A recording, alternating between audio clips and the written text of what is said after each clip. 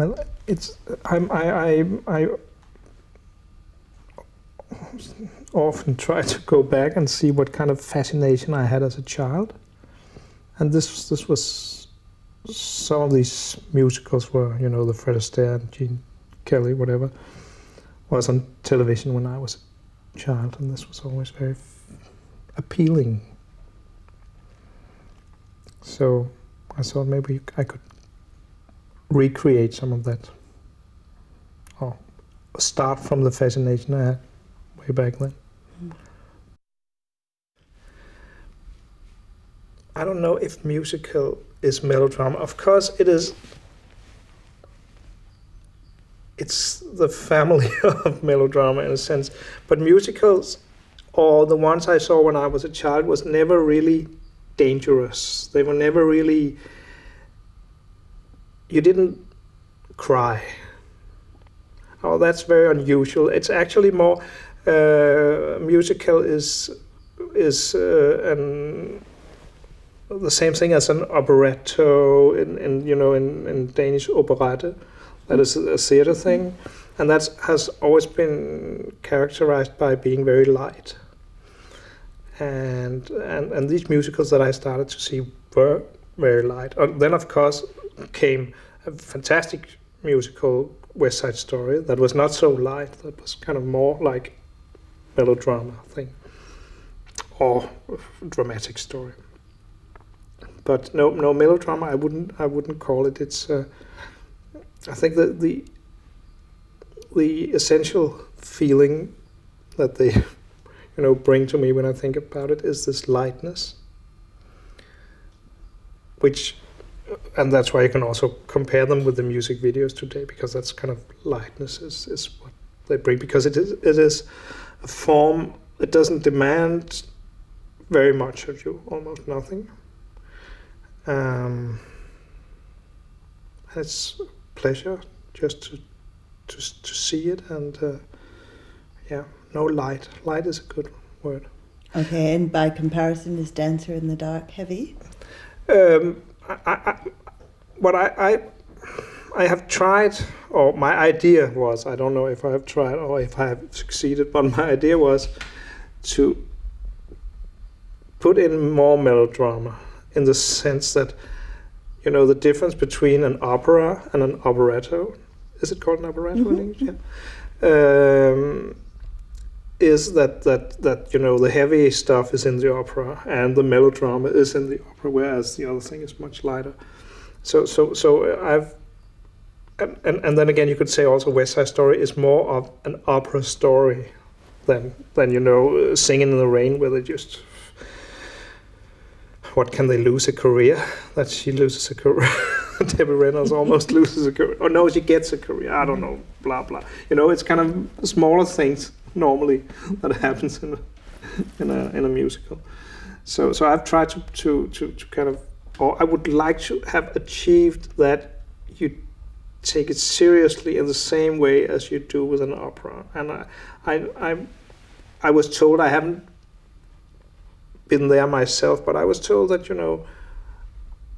still today maybe some, but some years ago people really cried at operas, right? When the Lady of Camille, or whatever she's called, kind of, then you cry. It's really But you've the never heavy been stuff. to one? You've never been Oh to yes, but I haven't cried. I haven't cried.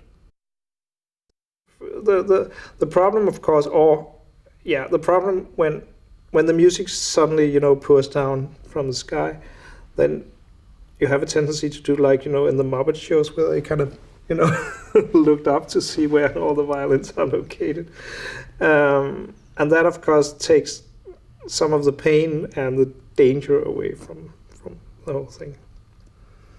So the idea was to maybe come back to, what you would say, a more serious film.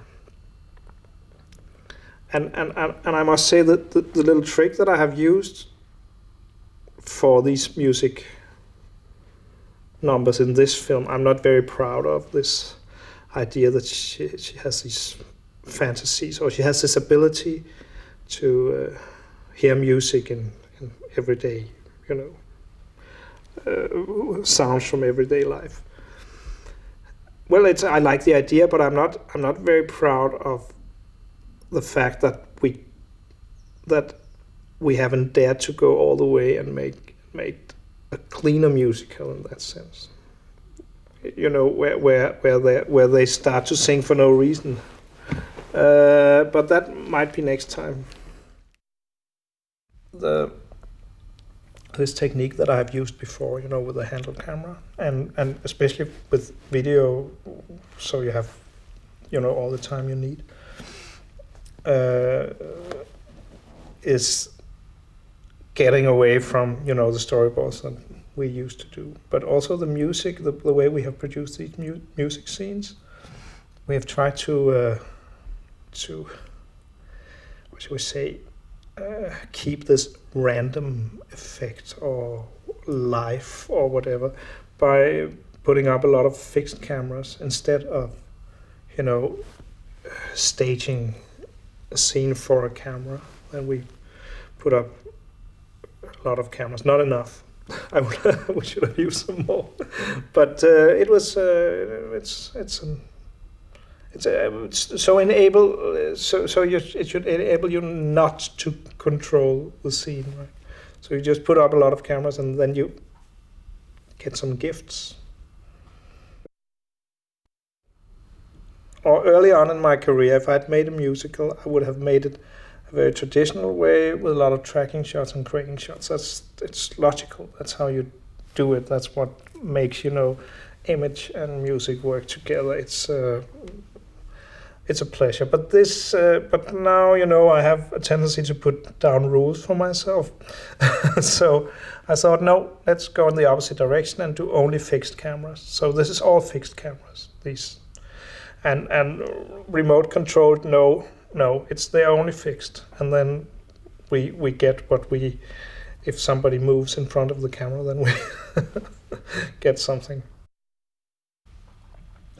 Well, the style of the music, of course, the style of the music is something that has come as a collision between her and me. And she's the one that knows about music, of course. And I know a little about the musicals I saw back then. And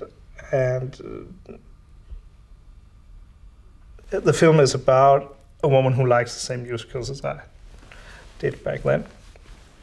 And of course it was important for me that there were some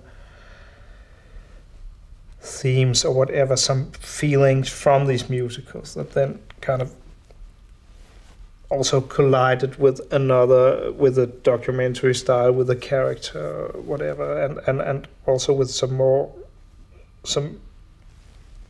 what should we say, Björk style music.